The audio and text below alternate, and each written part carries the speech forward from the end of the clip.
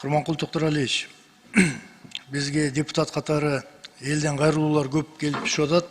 Азыркы кезде Кыргызстаныбыз боюнча 18-20га толуп элек улан кыздарыбыз Ош шаарына же Бишкек шаарына келбей туруп, туура эле Россия Федерациясынын чоң шаарларына барып, жанагы тириликтин айынан барып калып атышат.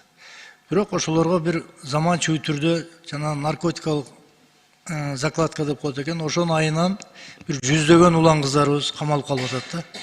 Алар айылынан же болбосо ата энесинин үйүнөн жаңы эле чыккан балдар, кыздарыбыз. Ушулардын ата энелери ыйлагыдай болуп кайрылып атышат. Ушулардын бир экстрадиция алып келүү боюнча бир ушул именно ошо жана наркотикалык закладка, мен башка кылмыш кылгандар жөнүндө айтпайын. Ушулар боюнча бир иш-чара болуп атабы, кандай болуп атат? Урматтуу Жусупбек Кургунбаевич, бул боюнча иш-чаралар жүрүп атат. Мен мал докладымда айттым, аз кайталап айтайын. Баш прокурордун орун басары жумуш топ менен биз чогуу барып, жакын эле арада Россиянын баш прокурору, тиешелүү тергөө комитетинин төрагасы тиешелүү адамдар менен жолугушуулар жүргүздү. Сиз айткан маселелер боюнча.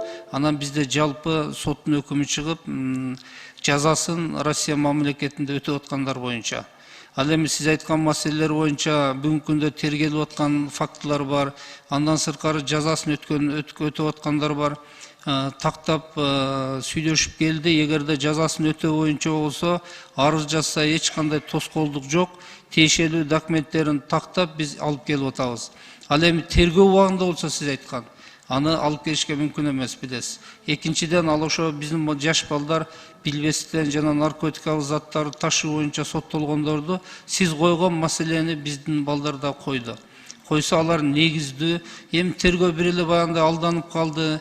Анан соттолгон тарап, анын ата энеси сөзсүз түрдө ал юрис эмес, бир жактуу айтат да, иш боюнча караганда көпчүлүгү далилденип калып атат да.